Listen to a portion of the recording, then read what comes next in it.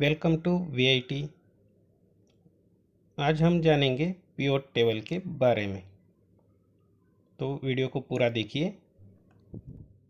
Hello दोस्तों, तो start करते हैं हमारे पिवट टेबल के वीडियो को।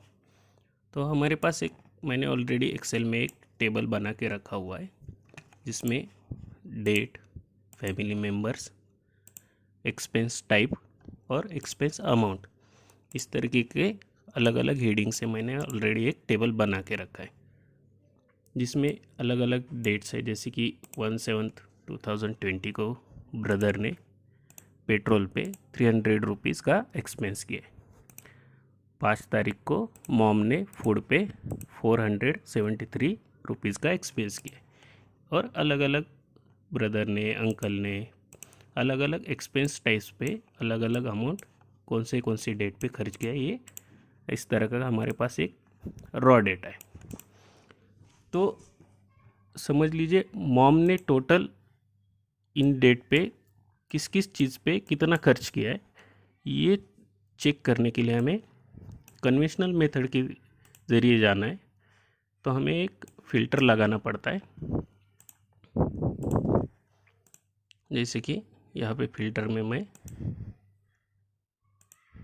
मॉम ने 1 तारीख, 4 तारीख, 5 और 7 तारीख को अलग अलग एक्सपेंसेस पे इतना अमाउंट खर्च किया है, लेकिन टोटल अमाउंट कितना खर्च किया है या फिर इलेक्ट्रिसिटी पे कितना खर्च किया है या फिर फूड पे कितना खर्च किया है, ये इजीली मिलता नहीं है। तो उसके लिए हमें अलग से फिर से और अलग से फूड के लिए फ़िल्टर लगा के इस तरीके से हमें कन्वेंशनल मेथड से चेक करना पड़ता है। लेकिन पिवट टेबल से हम बहुत ही आसान तरीके से एक ही टाइम पे अलग अलग फैमिली मेम्बर्स के या फिर अलग अलग एक्सपेंस टाइप्स पे या फिर अलग अलग डेट पे कितना अमाउंट खर्च किया है या फिर किस एक्सपेंस टाइप्स पे खर्च किया है या फिर किसने खर्च किया है, ये बहुत ही आसान तरीके से मिलता है।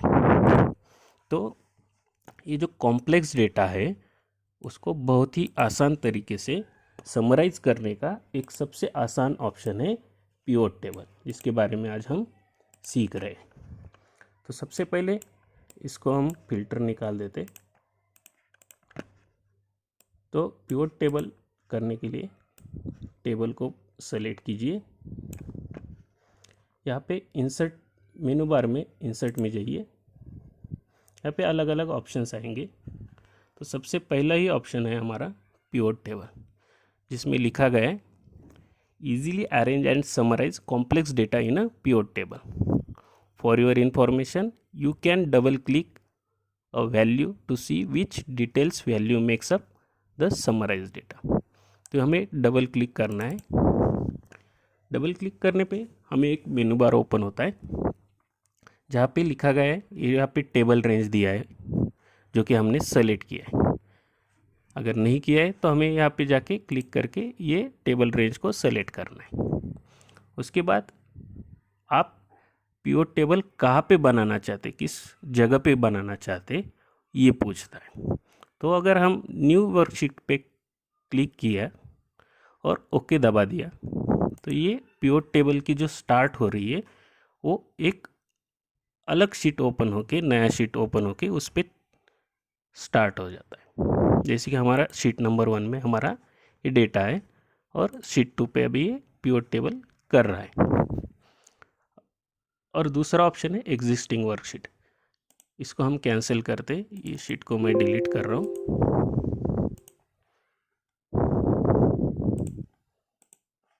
तो अगर हम दूसरा ऑप्शन एग्जिस्टिंग वर्कशीट पे क्लिक करते हैं तो हमें ये लोकेशन पूछता है कि किस जगह पे आपको पिवट टेबल स्टार्ट करना है। तो मैं यहाँ एक्सेल में इस एग्जिस्टिंग शीट में कहीं पे भी ये लोकेशन को क्लिक करके वहाँ पे टेबल का स्टार्ट कर सकता हूँ। जैसे कि मैंने H और 2 पे यहाँ पे क्लिक किया तो H2 यहाँ पे लोकेशन दिखाता है कि यहाँ से ये आपका पिवट टेबल स्टार्ट हो जाएगा। इस पर मैं ओके दबाता हूँ तो हमें एक टास्क बार आता है जिसमें हमें अलग अलग फील्ड्स है और यहाँ पे लिखा गया है कि drag field between area below, इसमें फ़िल्टर, कॉलम, वैल्यूज़, रोज़ ये सब ऑप्शंस हमें दिख रहे हैं। तो यहाँ पे हमारा टेबल के हेडलाइंस है और उसमें हमें किस जगह पे उसको लेके जाना है, कॉलम्स में लेके जाना है या फिर रोज़ में चाहिए, वैल्यूज़ में चाहिए, फिल्टर में चाहिए, या अलग अलग ऑप्शंस दिखाई दे रहे हैं। जैसे कि मैं अभी डेट को ड्रैग करके फिल्टर में उसको लेके आता हूँ, तो मुझे यहाँ पे डेट का पिवट टेबल की स्टार्ट हो चुकी है। तो इस पे हमें अलग अलग डेट्स दिखाई दे रहे हैं। उसके बाद मैं फैमिली मेम्बर्स को ड्रैग करके रोज़ में लेके आता हूँ। तो जितने भी हमारे अलग अलग फैमिली मेम्बर्स हैं वो समराइज होके यहाँ पे आ गए, जैसे कि ब्रदर, डैड, मॉम, सिस्टर और अंकल, इतने ही हमारे पास फैमिली मेम्बर्स अभी मौजूद है। अगर इसको मैं रो की बजाय कॉलम में लेके जाता हूँ तो मुझे अलग अलग कॉलम्स में वो दिखना चालू हो जाते हैं और लास्ट का ग्रैंड टोटल जो कि टोटल आ जाता है। उसके बाद मैं एक्सपेंस टाइप्स को रो में लेके आता हूँ, तो ये अलग अलग रो में मेरे टोटल एक्सपेंसेस जो टाइप ऑफ एक्सपेंसेस है वो दिखना स्टार्ट हो गए। और एक्सपेंस अमाउंट को मैं वैल्यूज़ में लेके जाता हूँ। यहाँ पे एक ध्यान रखिए, हमेशा जो नंबराइज डेटा होता है वो हमेशा वैल्यूज़ में लेके आना है आपको। अगर आप वैल्यूज़ में अलग से कुछ एक्सपेंस टाइप आएंगे तो ये इतना आसान तरीके से दिखाई नहीं देगा। तो हमेशा वैल्यूज़ में आपको न्यूमेरिकल डेटा वैल्यूज़ में लेके आना है। तो ये सिंपल सा पिवट टेबल बन चुका है ऑलरेडी। अब ये फ्लेक्सिबल क्यों कहा जाता है? तो सबसे पहले आपको अगर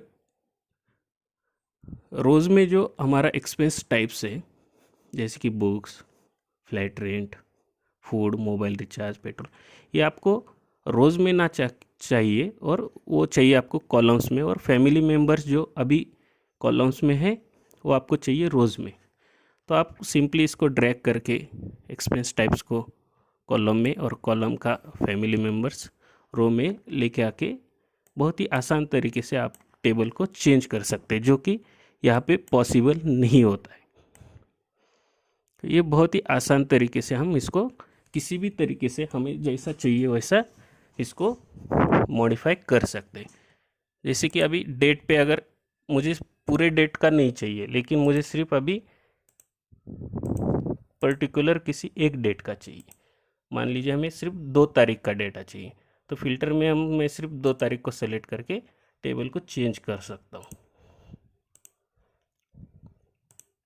या फिर मुझे डेट फिल्टर में ना चाहते हुए मुझे रोज़ में डेट चाहिए और फैमिली मेम्बर्स फिल्टर में चाहिए, तो ये टेबल बहुत ही आसान तरीके से चेंज होके समराइज कर देता है डेटा को। और यहाँ पे आप देख सकते हैं कि कार इंश्योरेंस पे कितना खर्च हुआ, किसने खर्च किया है और कौन से डेट पे खर्च हुआ है। अभी यहाँ पे और एक आसान बात है कि आपको अगर टोटल मोबाइल रिचार्ज पे 2,486 रुपये का खर्च हुआ है, लेकिन अब ये किसने किया है, कब किया है, ये सब टोटल डेटा और चाहिए डिटेल्स में, तो आपको बस यहाँ पे डबल क्लिक करना है। उसके बाद आपको एक नया शीट ओपन होगा जिसमें आपको समराइज डेटा मिलेगा कि मोबाइल रिचार्ज पे 4, 5, 5, 7 तारीख को मॉम ने, ब्रदर, डैड और अंकल ने कितना अमाउंट खर्च किया है।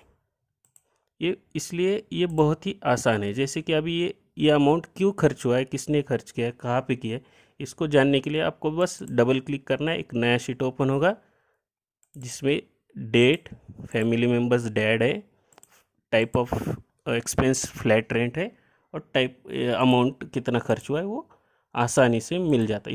इसीलिए इसको फ्लेक्सिबल टेबल कहा जाता है। तो ये था पिवट टेबल के बारे में। वीडियो पसंद आया है तो हमारे चैनल को सब्सक्राइब कीजिए, लाइक कीजिए। Thank you.